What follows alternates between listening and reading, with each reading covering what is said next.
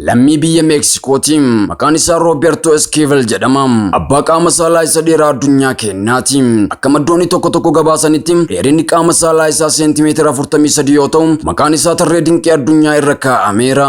Gareen TV Barcroft akka gabaasetti ammoo icciitiin guddina qaama saalaa namticha Meeksikoo kun yeroo dargaggummaa isaa keessatti ulfaatina qaama saalaa isaa irratti fannisuu isaati jedhe.